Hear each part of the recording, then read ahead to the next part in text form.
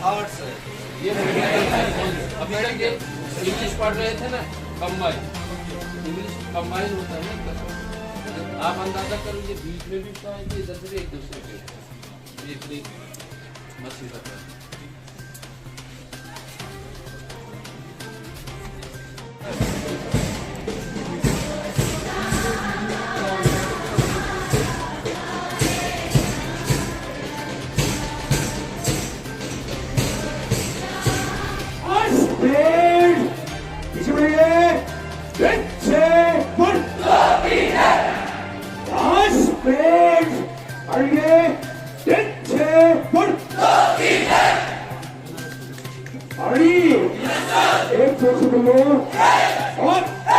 और ऐसे आप नीचे बैठा। Ready ready sit down sit down sit बैठे बैठे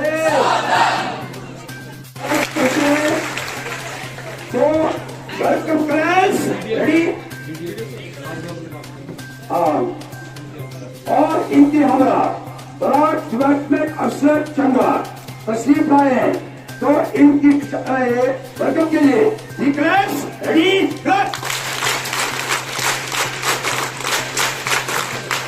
की गूंज में बढ़ती जानी चाहिए। हायर सेकेंडरी स्कूल किलोतरान के प्रिंसिपल मोहतरम काटल साहब, यहाँ पे हमारे हायर सेकेंडरी के लेक्चरर्स, टीचर्स, मास्टर्स, मेरे साथ यहाँ पे आए हुए मेरे हमरा बीडीओ चंगा और हमारे प्यारे बच्चों, सबको मेरी तरफ से अस्सलाम वालेकुम और आदाब। ये पहली बार मैं डीडीसी बनने के बाद यहाँ पे आपके बीच में आया हूँ। मैं दिल की गहराइयों से काटल साहब का, प्रिंसिपल साहब का शुक्रिया अदा करना चाहता हूँ। आपने मुझे इस काबिल समझा कि मैं आपके बीच में आऊं और जो हमारी एजुकेशन के बारे में पॉलिसीज है, जो प्लानिंग है, उसकी जानकारी मैं आप बच्चों को दे दूं। सबसे पहले तो मैं एक बात साफ कर देना चाहता हूं कि मैं डीडीसी बना हूं, मगर जब इलेक्शन जीतने के बाद मैंने हिंदुस्तान के आईन की हलफ वफादारी ली।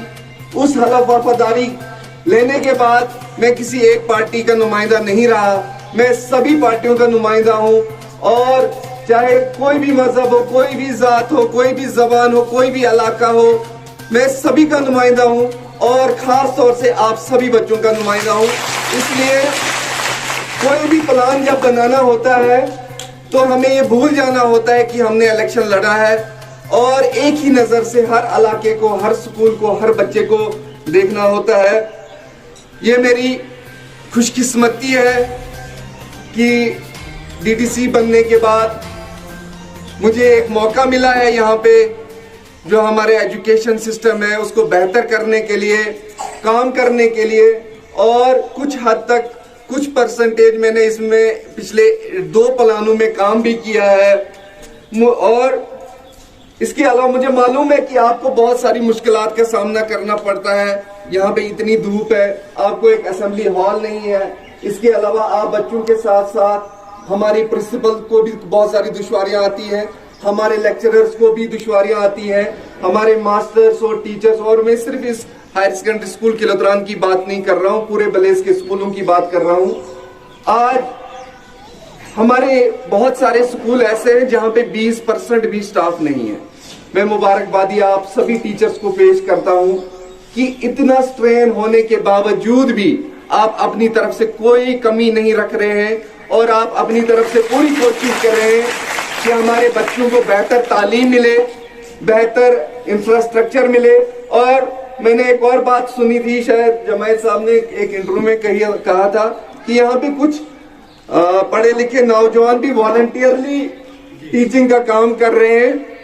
मैं खास तौर से उन लोगों का शुक्रिया अदा करना चाहता हूँ कि इस मुसीबत के दौर में वो सामने आए हैं और हमारे बच्चों की मुश्किलात दूर करने के लिए काम कर रहे हैं। मैं उन सभी वॉलंटियर्स का, का शुक्रिया अदा करता हूं और उनको सलाम पेश करता हूं। इसके अलावा मेरी ये दिल से ख्वाहिश है कि हमारे तालीम का जो मयार है, हमारे स्कूलों का जो इंफ्रास्ट्रक्चर है, वो ना सिर्फ जिला डोडा में, ना सिर्फ रियासत जम्मू कश्मीर में, बल्कि पूरे हिंदुस्तान में सबसे बेहतरीन हो। इसलिए जब मैं डीडीसी बना तो डीडीसी बनने के बाद पहली जो मेरी मीटिंग थी वो एजुकेशन कमिश्नर और एजुकेशन डायरेक्टर के साथ थी और बहुत सारे प्लान मैंने उनको दिए थे। उस टाइम कुछ डायरेक्टर समग्रा को दिए थे, कुछ डायरेक्टर एजुकेशन को दिए थे। उनमें खास तौर से मैंने ये जिक्र किया था कि जो हमारे यहाँ पे अर्थक्वेक आए हैं, भूचाल आए हैं, हमारे इंफ्रास्ट्रक्चर जितने भी स्कूलों के हैं वो सारे के सारे तबाह हो चुके हैं। इसलिए मैंने उनसे दरख्वास्त की थी कि हमारे यहाँ पर रिपेयर के लिए पैसा देना बंद कर दीजिए, अगर हो सकता है तो नई बिल्डिंगों के लिए पैसा दीजिए। मैं शुक्रिया अदा करना चाहता हूँ एजुकेशन डिपार्टमेंट का कि उन्होंने मेरी इस दरख्वास्त को माना और इस साल उन्होंने 9 स्कूलों के लिए, नई बिल्डिंग के लिए हमें पैसा दिया है। सभी स्कूलों के लिए 55 लाख दिया है, जिसमें आपकी एक हायर सेकेंडरी स्कूल किलोत्रान भी है। कि हमारे समाज की तरक्की तभी हो सकती है जब हमारे स्कूल बेहतर हो, हमारे बच्चों को बेहतर तालीम हो। किसी भी इलाके की डेवलपमेंट, किसी भी जिला की डेवलपमेंट, किसी भी मुल्क की तरक्की तब तक अधूरी है जब तक ना उस इलाके के स्कूल मुकम्मल हो। और मेरी पूरी कोशिश है, मैंने 2 प्लान दिए हैं, 2 प्लानों में सबसे ज्यादा पैसा मैंने स्कूलों के लिए रखा है, तकरीबन 70 से 80%, ताकि यहाँ के स्कूल बेहतर बन सके और हमारे बच्चों को अच्छी तालीम मिल सके।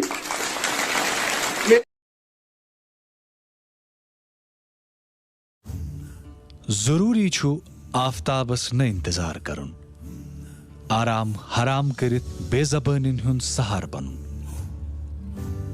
जरूरी छु कोलन हिंज वथ बदलवित तकदीर बदलावुन, ट्रैक्टर पनिन शान बनाविन ते मेचे पलव पनिन पहचान बनाविन।